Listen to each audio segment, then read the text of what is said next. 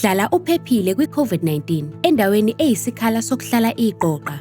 Uhlala endaweni eyisikhala sokuhlala iqoqa labantu uma wabela ngokuba seduzane nabanye abantu egumbini, emjondolweni, ethendeni, endaweni yokuvikeleka noma ehostela. Ngokuvamile, nonke nisebenzisa isikhala esisodwa sokudla, ukulala nokuphumula. Ngokuvamile, nabelana ngendlu yangasese noma izindawo zokuhlanzela, zokuwashela.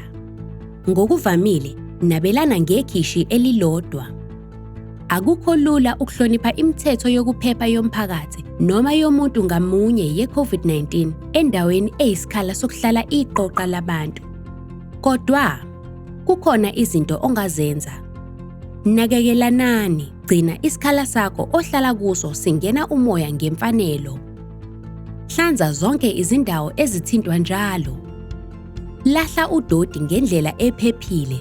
Ungabelani ngezinkomishi, izisetshenziswa zokudla noma izimpahla. Zemboze ngendololwane yakho uma ukhwehlela. Zemboze uma uthimula. Gqoka isivuvu sobuso, imaski, uma uphakathi kwabanye abantu. Yenza isikhala phakathi kwakho nabanye abantu uma ulala. Zinakekele, ungathinti ikhala, amehlo kanye nomlomo wakho. Geza izandla zakho kahle kakhulu ngamanzi nensipho. Geza izandla zakho kaningi. Gwema ukuthinta uketshezi oluphuma emzimbeni. Ungabelani ngogwayi. Hlala uphuza noma yimiphi imithi yakho.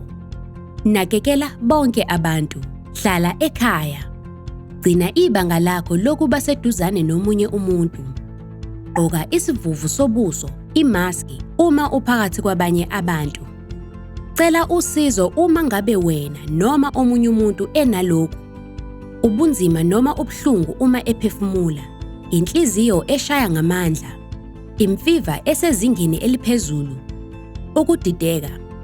Lesi yisimo sokwelashwa esiphuthumayo. Misa ukutheleleka. Vimbela i-COVID-19. Ezempilo yethu zisezandleni zethu.